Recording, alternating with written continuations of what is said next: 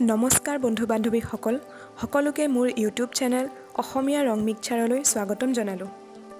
আজি এটা নতুন বিষয়ৰ সৈতে আপোনালোকৰ মাজত উপস্থিত হ'লোহি। আজিৰ বিষয়টো হৈছে সেন্দুৰ।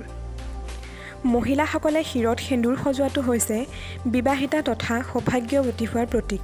কোৱা হয়, শিৰত সেন্দুৰ আঁকি ল'লে স্বামীৰ আয়ুস দীৰ্ঘৱান হয়। সততে মহিলাসকলে ব্যৱহাৰ কৰি থকা সেন্দুৰক লৈ আমাৰ মনত উত্থাপিত হোৱা কেইটামান বিশেষ প্ৰশ্ন হৈছে: সেন্দুৰ লোৱাৰ প্ৰক্ৰিয়ানো কেতিয়াৰ পৰা আৰম্ভ হৈছিল? আমি কিয় সেন্দুৰ ল'ব লাগে? আৰু লগতে সেন্দুৰ লোৱাৰ ধৰ্মীয় আৰু বৈজ্ঞানিক কাৰণসমূহ। গতিকে আজি এই ভিডিঅ'টোৰ জৰিয়তে মই আপোনালোকক এই সেন্দুৰ সম্পৰ্কীয় আটাইকেইটা প্ৰশ্নৰ উত্তৰ দিবলৈ চেষ্টা কৰিম। আশা কৰোঁ আপোনালোকে ভিডিঅ'টো প্ৰথমৰ পৰা শেষলৈকে চাই থাকিব।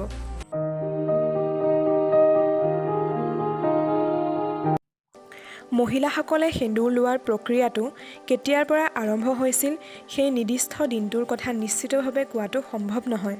তথাপিও ইতিহাসৰ পাত লুটিয়ালে এই প্ৰক্ৰিয়া যে অতি প্ৰাচীন সেই কথা আমি নিশ্চিতভাৱে ক'ব পাৰোঁ। সেন্দুৰ লোৱাৰ প্ৰথা হিন্দু ধৰ্মত বহুত সময়ৰে পৰা চলি আহিছে। ইয়াৰ উল্লেখ পোৱা যায় ৰামায়ণত। কোৱা হয় যে সীতাই সদায় শৃংগাৰ কৰোঁতে শিৰত সেন্দুৰ আঁকি লৈছিল। এবাৰ হনুমানে সীতাক সেন্দুৰ কিয় লগাই বুলি প্ৰশ্ন কৰাত সীতাই উত্তৰ দিছিল, মই সেন্দুৰ আঁকি ল'লে প্ৰভু ৰাম অত্যন্ত সুখী আৰু আনন্দিত হৈ পৰে।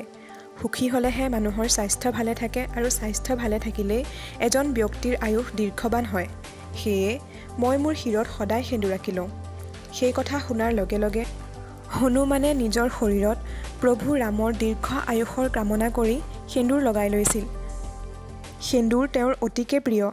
কোৱা হয় যে মঙলবাৰ আৰু শনিবাৰে তেওঁৰ চৰণত সেন্দুৰ অৰ্পণ কৰিলে তেওঁ সকলোকে আশীৰ্বাদ প্ৰদান কৰে। পৌৰাণিক কথা অনুসৰি সেন্দুৰৰ ৰঙা ৰঙৰ মাধ্যমেৰে সতী আৰু পাৰ্বতীৰ উৰ্জা ব্যক্ত কৰা হৈছিল। পাৰ্বতীয়ে শৃংগাৰত প্ৰভু ভোলানাথৰ নামত সদায় শিৰত সেন্দুৰ আঁকি লৈছিল। কোৱা হয় যে মহিলাসকলে সেন্দুৰ লগালে পাৰ্বতীয়ে অখণ্ড সৌভাগ্যৱতী হোৱাৰ আশীৰ্বাদ প্ৰদান কৰে। মহাভাৰতৰ অধ্যায়ৰ মাজতো সেন্দুৰৰ কথা উল্লেখ আছে।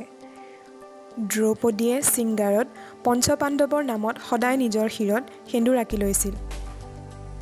কৌৰৱৰ দ্বাৰা বস্ত্ৰহৰণৰ সময়ত দ্ৰৌপদীয়ে পঞ্চপাণ্ডৱৰ প্ৰতি ক্ৰোধিত হৈ নিজৰ শিৰৰ পৰা সেন্দুৰ মোহাৰি দিছিল।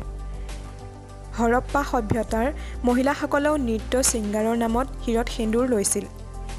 ইয়াৰ উপৰিও বহুকেইখন পুৰাণ, ললিতা সহস্ৰনামা আৰু আদি শংকৰাচাৰ্যৰ সৌন্দৰ্য লহৰী গ্ৰন্থত সেন্দুৰ প্ৰচলনৰ কথা পোৱা যায়।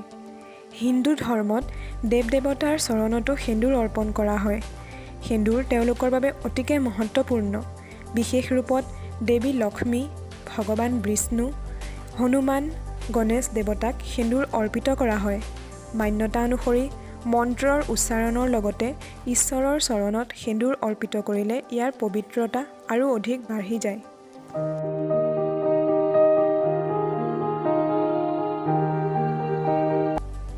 মান্যতা অনুসৰি পত্নীয়ে শিৰত সেন্দুৰ ল'লে স্বামীৰ অকাল মৃত্যু নহয়। সেন্দুৰে স্বামীক সংকটৰ পৰা ৰক্ষা কৰে।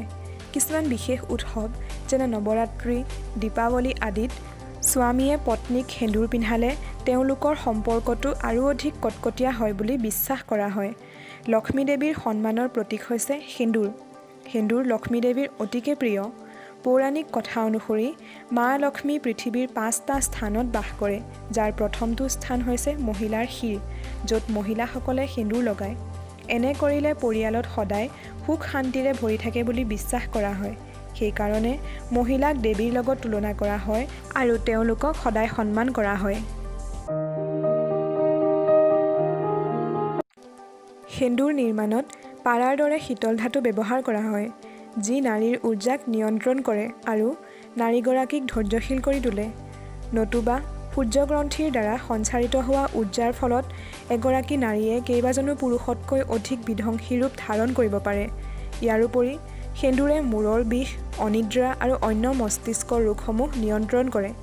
সেন্দুৰ প্ৰয়োগ কৰিলে মহিলাৰ বাঢ়ি অহা বয়সৰ চাপে মুখমণ্ডলত সোনকালে ধৰা নিদিয়ে আৰু এগৰাকী মহিলাক অধিক সুন্দৰ কৰি তোলে।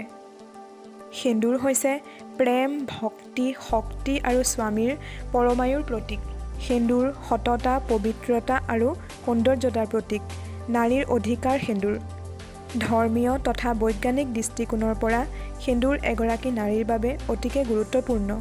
সেইকাৰণে ইতিহাসে ঢুকি পোৱাৰ সময়ৰে পৰা হিন্দু মহিলাই নিজৰ শিৰ সেন্দুৰেৰে সজাই তুলিছে। বন্ধু-বান্ধৱীসকল, আজিলৈ ইমানেই। যদি আপোনালোকৰ ভিডিঅ'টো ভাল লাগিল তেন্তে লাইক কমেণ্ট কৰাৰ লগতে মোৰ চেনেলটো ছাবস্ক্ৰাইব কৰি বেল আইকনটো টিপি দিব। ধন্যবাদ।